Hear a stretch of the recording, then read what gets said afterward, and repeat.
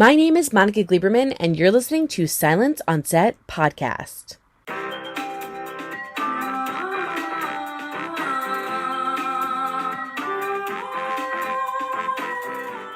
On today's podcast, we have the cast of Criminal Minds Evolution. In this new version of Criminal Minds, exclusively coming to Paramount Plus, the FBI's elite team of criminal profilers come up against their greatest threat yet, an UnSub who has used the pandemic to build a network of other serial killers. Now, as the world opens back up, the network goes operational, and our team must hunt them down one murderer at a time. So to start us off talking about this new iteration is Kirsten Vangsness. Hey, Kirsten, I'm so excited to talk with you. I love your character so much. Thank you. So I want to ask you, it's kind of like a two-parter, but just really quickly, it's been about 2 years. So I wanted to know, in your brain as an actor, did you prepare kind of like a background story as to where Penelope has been? We see a little bit of it during those 2 years. And then also, is it nice to represent women that are smart, dealing with technology, that are helping to solve some of these crimes that a lot of times we don't get to see? Yes. That's a great question. Backstory stuff in terms of it, Erica Messer wrote us all and was like, what do you think you were doing? So it actually made you go like, so I was like, and then she was like, how do you see yourself entering back into the world? I actually wrote her and said, in roller skates with an ice sculpture of David Rossi. We couldn't do that. Also, I pitched having a rescue cat that I named Morgan. We couldn't do that. But like we did other things. And yeah, I mean, it really is informed by how all of us changed during the pandemic and the choices of expansion or contraction that we made. And so there's that. And I gotta say, it is such an honor to play the character that I do. It's an honor because I am one of those people who's sort of nerdy and gets told, like, you get told these stories that aren't true, that you get told these stories about as feminine bent creatures, we have to look a certain way. We have to act, we have to be a certain size to gain love, to gain things, I mean, oh, if you look like that, then that means you're not healthy. If you talk like that, that means you're not sexy. If you do, like, if you wear glasses, you're not this. If you don't have the right, and it's all based on this external stuff and not on like the pleasure that it takes. And like, this is how I choose to look. And this is how my body shows up. And these are the things that, and I have my own Kirsten. It trips up about that, right? Like I watch episodes and I go, oh wait, oh, there I am, and I get all freaked out, and then I go like, wait, you know what? There I am. Like, and I remind myself that like, and I do that, right? I have that thing. So to be her, I really, really know in my bones, like I'm lucky to play her, but like there's so many Penelopes out there, and any moment they are that Penelope. So it's so pleasurable when people are like, oh my God, and it's like, yeah, because I'm you. You know what I mean? Like I'm a reflection. I get to take in all of that and like do my best to keep her in integrity, which is I do not take that lightly. I'm very reverent about it and appreciative of it. What was it like coming back to play Penelope Garcia? Was it as exciting for you as it was for the fans? I would say yes. I never in my wildest dreams thought that I would get to do this again.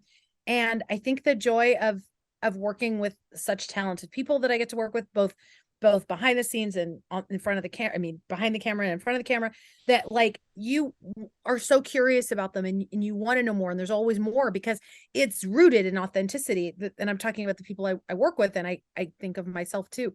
And, I didn't know what was going to happen with, work life in general. And I was taking acting classes and whatever, and just like, okay, let's see what's next. So it's been really fun as an artist too, to be like, how do I make this better? And what are the changes and the differences? But it's nothing but pleasurable, a beautiful, pleasurable challenge. What is it like to be the comic relief in a show that has so much heavy content?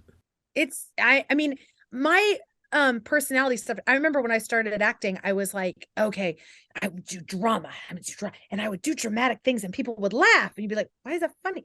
And I would write things, and I'm like, this is deep from my being, and people would laugh. And so it's easy, I think, for me to like just go and do something, because apparently just me doing things is funny to people, like pleasurable to watch me like kind of figure it out is pleasurable. And I think that since Garcia and I are neighbors and I'm her guardian, that same thing would happen. And I get to do a lot in this season, a lot more than I've ever gotten to do before. So it's an honor to be the comedic support of the creepy tower. Has the excitement and anticipation of the fans hit you yet? No, I mean, it didn't during the pandemic, right? All of a sudden there were all these people. Everyone's like, have you seen TikTok? It's like, have you seen the LA Times had an article about Criminal Minds? It's a big deal now. And everyone's like, what is happening? And then when they said they were bringing it back, you were like, no, what? And we were all like, yes, we get to all be, yes, we'll do this as long. I don't think I'm just speaking for myself. I was like, yeah, yes, we will do this. So no, it hasn't hit me. I'm shocked. I'm not one of those people who's like, oh, I have always like, what? You watch it? I just have that thing that's never going to go away. And I am delighted. I just talked to somebody yesterday and she was like, I was at my partner's kid's school and this girl was like, I would sneak watching it when I was 7 years old.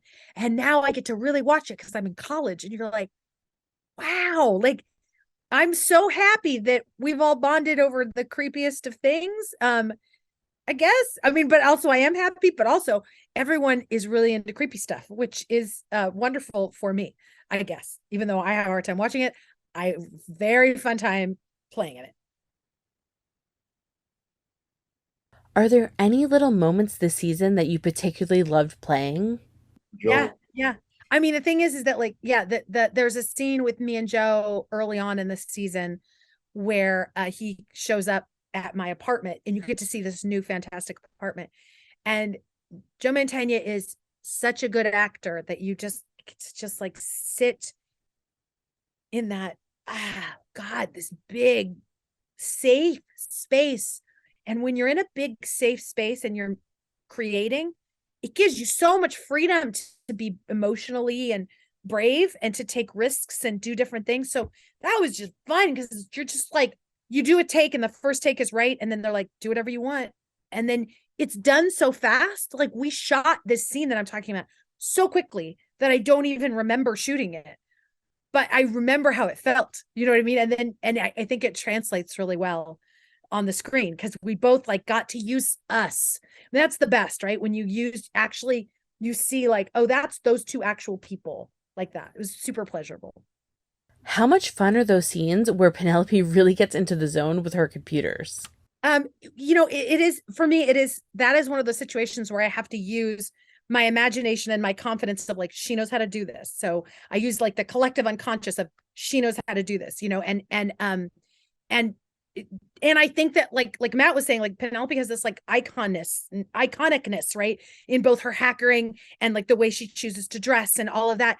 And so like when we started this season, that we had a new crew and they were like, you can't pound on those keys like that because they gave me a different keyboard. I'm like, I'm sorry, I have to look this up. And they're like, no, we can't see your hands. I was like, who cares? Like, I still have to look it up. You can't expect how do I find the information? There's nothing here, by the way, you guys, meaning when I'm doing it, like it's all just the camera is here and it's imagination, but I need to do, so they have to get me like a rubber keyboard. And also I don't know how to type, but Penelope can type really fast. So it's nice to be able to know how to type again. That's fun. Thank you so much. You do such a great job. Thank you. Thank you. Up next is Joe Mantegna. Hi, Joe. My name is Monica Gleberman. I'm with Time Warner Entertainment and Sound Sunset Podcast. It is an honor to speak with you because I love all of your work. I wanted to ask you in particular, for returning for David, what is it for you like? I know you credit a lot to the writers, but as an actor, you played him for a long period of time. There's been a break. Now you're coming back. So for you, do you prepare in any special way in terms of how to keep it fresh and keep people interested? Because we love David so much. So is there anything that you do on your end? Well, thank you. Well, one thing I think I did, and I did it right from the beginning, and I'm glad that I did do this, is that I purposely incorporated a lot of who I am hopefully into David Rossi, thinking, because I was given some advice many years ago when especially when I first started dabbling in series television. The producer Don Belisario who created Magnum PI and NCIS and a lot of wonderful shows. He's a dear friend of mine, and he had told me, he says, Joe, when you do a series, just know you might do it for many, many years, that character. So you might want to find aspects of that character, of who you are, so you're not tapping into some crazy fictitious thing you made up, and then you have to like now go, oh, how would this way you're able to I'm able to tap into things of my own childhood, of my likes, dislikes, maybe hobbies, the fact that Rossi likes cooking and things like that, and that he's Italian American. All those things are part of who I am. And so that made it, kind of easier and comfortable for me to put that cloak of David Rossi back on, because I can say, look, of course, a lot of it is, as a character, and hopefully there's certain aspects of him that aren't me too. But on the other hand, I feel very comfortable playing this guy, and even the curmudgeonous aspects of him, I can tap into that without too much. Too many problems there, and that's okay. I like David Rossi, and I even named him after a real person that I knew who has since passed away, who was an LAPD policeman. That's a whole other story.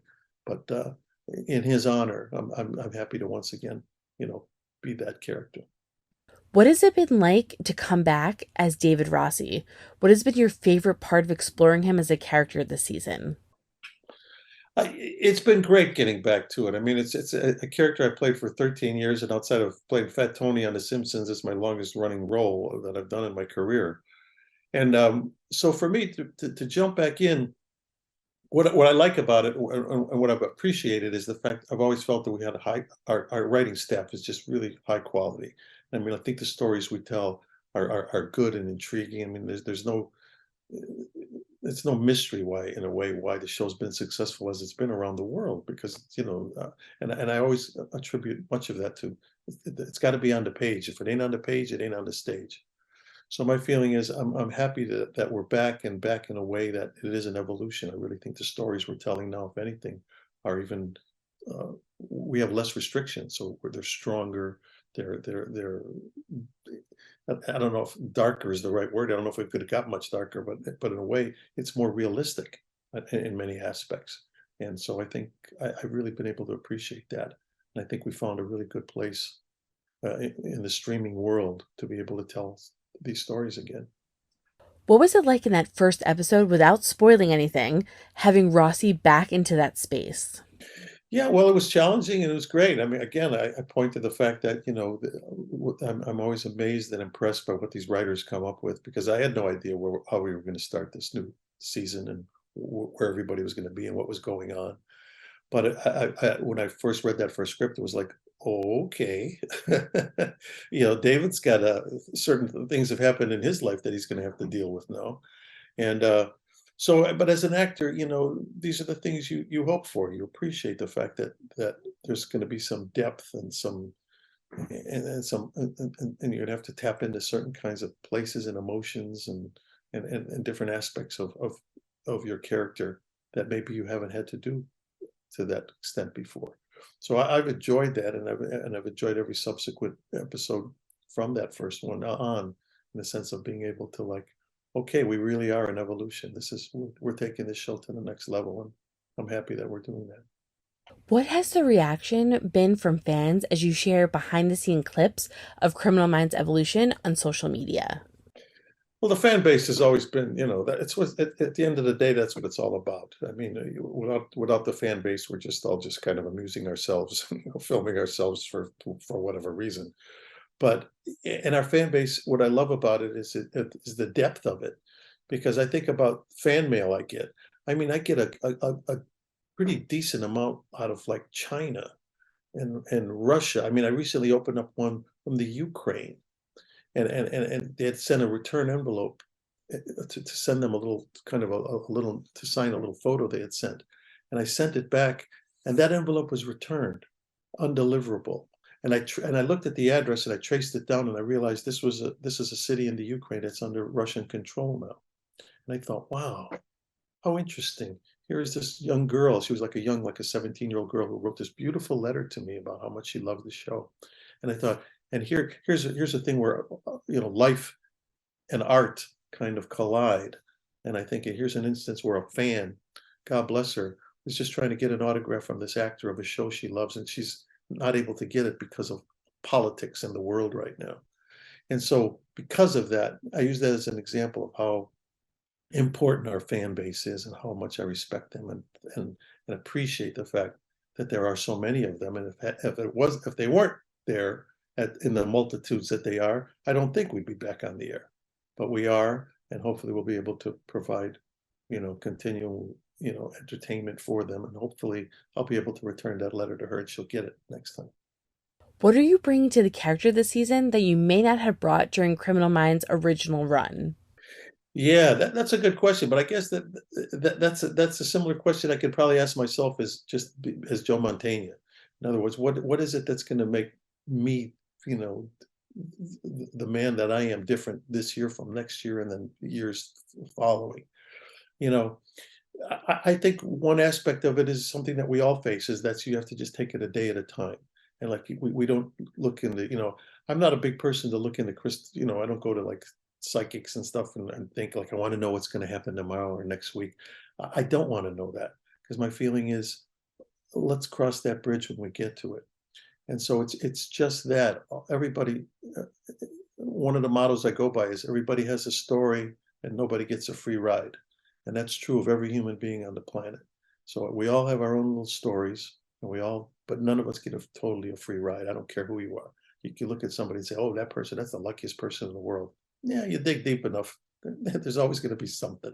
And and so it's just that. So we'll see where that takes me, and where it takes me as Joe, and me with the character David Rossi, and I'll embrace it, whatever it may be. Well, thank you so much. It's amazing to see you back on screen. We're so excited. Thank you, Monica. And finally, joining the cast as a recurring guest star in a season-long arc, here's Zach Gilford. Hey, Zach, how are you? Good, how are you? Good. So, obviously, I have seen you play darker or heading towards darker roles, Midnight Mass, Midnight Club, but your characters are always still good guys overall, but good guys. For this character, obviously, much darker, next level. So I wanted to ask you, in terms of judgment, how do you, when you're reading it, although it's there for you and like wardrobe and all that stuff is there, how do you take your judgment out of this character to make him realistic and three-dimensional? I think I think I'm rooting for every character I play. Like I kind of am going, my wife said to me, she's like, oh, I know what you're gonna do. You're gonna try and make everyone like you, even though you're the serial killer. And I was like, yeah. Because it's me. And like if it were me, like I don't like if I'm serial killing, it's because there's clearly something wrong with me. It's not my fault. And like I want the audience to feel it's not my fault and they're rooting for me. So but the writing really has done that. It's so interesting. I think getting to go home with Voight and see who he is in the human world and not the monster world is really going to kind of be confusing for the audience, because in those scenes, you see this guy that I think you're going to kind of root for, and you're going to lose track of the fact that we were just watching him murder someone or whatever he was doing. And that's going to be, I know it's been fun for the writers. It's been really fun for me to play. And I've had scenes where, they'll yell cut and the director will come over and be like, oh my God, I felt so bad for you. And I'm like, no, he's a serial killer. How were you approached for this role and what drew you to it? Well, initially I got my team called me and they're like, hey, you just got offered a role as the UnSub on Criminal Minds. I'm like, oh, cool. They're like, we have the script, and I read it. It's just the first script. I'm like, I don't even talk. They're like, yeah, the producers want to Zoom with you and kind of explain the role, because now it's Paramount Plus and they're doing it different. And I was like, all right. So I got on with them and they kind of laid out this character for me, and it sounded so awesome. Like, and I wasn't aware that now on Paramount Plus, they're doing it different. It's, 1 10-episode season as opposed to 22. And they're like, and we want one unsub for the whole season. And we're going to do something we've never done before and go home with him and get to know who he is in the real world. And this is kind of his origin story. And this is the arc we see him having. And I was like, this is an amazing character. Like, and they're like, yeah, we're really excited about it. We've loved the show for 15 years, but now with this revival, we kind of have a chance to kind of mix it up a little and still do the characters and the things we love, but do them in a slightly more elevated way. And I was like, I'd love to be a part of that. And it's been such an awesome job. Everyone, it's just such an amazing set. This is the darkest character you've played. How do you get into that headspace? It's definitely the darkest character I've done, but I think I'm just the kind of actor where they yell action and I know my lines and I'm in the scene. I mean, I had an acting professor and he was like, all acting is know your lines, know your blocking, and don't bump into the furniture. And I've kind of like taken that to heart. And it is when you get in the scene, the writing is so good that if you're saying those lines and you know who the character is, you just kind of click into that headspace. And the directors have been amazing, giving me notes that kind of, deepen the character and make us we're all finding out who he is as we go along. But, if you're in like a shipping container killing someone, it's just dark. You don't need to get like, it just is what it is. And you're in that headspace pretty quick. How do you jump from one character to another so easily from all of these different shows where they have such different backgrounds? Yeah, I think again, it's kind of on the page, it's in the shoes, literally. I mean, you put on the wardrobe, you're on the set. I've gotten over it, but I used to always say I hated working on a stage. I love working in like real life things because it's not a set. And it's so easier to pretend you're in a crappy house if you're actually in a crappy house rather than like, you can see the scaffolding above you. And I also have been very lucky, like shifting from thing to thing. I'm pretty good at leaving work at work. And I've had stints in my life where I actually was lucky enough to be working on like 3 shows at once. So I had to figure out how to like, be like, I'm doing this show today, that show tomorrow, and this is the character. It's just, to me, it's just kind of a hard hat lunch pail sort of thing where it's going to work. It's my craft, and I figured out how to do it. Luckily, because I know a lot of people bring it home with them, and that sounds hard. It sounds like it only makes the job harder. What episode was the most memorable or challenging to work on for you? Yeah. Well, I'm not really allowed to say what happens in them, but there is an episode 7 and 8. Towards the end, these episodes start getting really hard. Because my 2 worlds start colliding. And as the person playing this character and whatever like connections to my life I have that I've not brought to it, but it just sort of they've been emotionally like kind of hard. And I think it's just because shit's hitting the fan and I'm in that space of like, oh my God, if I was a serial killer and I was on the verge of getting caught, I would be spiraling out of control and just terror. So yeah, some of those days have been kind of exhausting. James, do you have another question? Yes. Mm-hmm. So, Zach, you're joining a show where a lot of the people on the show have been doing it for like 13 years, 15 years plus. You're joining a group that's been together for a long time. Even as the antagonist, what's it like being the guy that jumps in to an environment like that? It's, going in, it was a little like nerve wracking, but like day one, it was so not a thing. And there's a couple factors. They're the nicest cast and writers I've ever met in my life. I mean, they brought me cookies. Some people stayed after work just to introduce themselves to me. And then the second thing is because they're kind of rebooting, reviving the show, they want it to be a little different. So everyone's like, it's a new show. It's not the same. And most of the crew is actually new. So they're not like, oh, we've all been doing this forever. And because I'm so isolated as the unsub, I'm usually the only person on set or I'm working with, a victim or something. And so it feels like, oh, this is my show. Like, even though I'm low man on the totem pole, it's like, I'm kind of number 1 on the call sheet right now. And it let me build my confidence, and everyone's been so complimentary that I'm like, okay, cool. Like, I'm doing okay. You're definitely far from low man. Thank you. Thank you. Well, thank you so much, everybody. This concludes this roundtable. I want to thank you all for coming. Please have a quick goodbye and press the red end button at the bottom of your screen. Thank you, Zach. Team, Pleasure please meeting you. Thank you all so much. Everybody. It was so nice to talk to you. What was it like jumping into a cast where so many of the actors have been playing their characters for such a long time?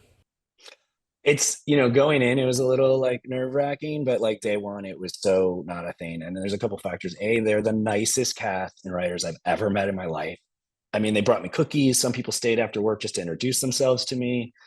And then the second thing is because they're kind of rebooting, reviving the show. They want it to be a little different. So everyone's like, it's a new show. It's not the same. And most of the crew is actually new. So they're not like, oh, we've all been doing this forever. And because I'm so isolated as the unsub, I'm usually the only person on set, or I'm working with, a victim or something.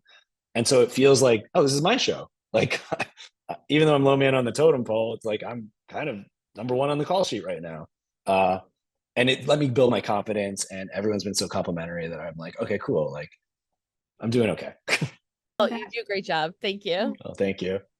Hope you guys enjoyed listening to the cast of Criminal Minds Evolution. The show will premiere with 2 episodes on Thanksgiving Day, Thursday, November 24th, exclusively on Paramount Plus. So make sure you go and check it out. And don't forget to hit the subscribe button so you're updated on all of our latest podcasts, and head over to our YouTube channel, hit subscribe so you're updated on all of our video content.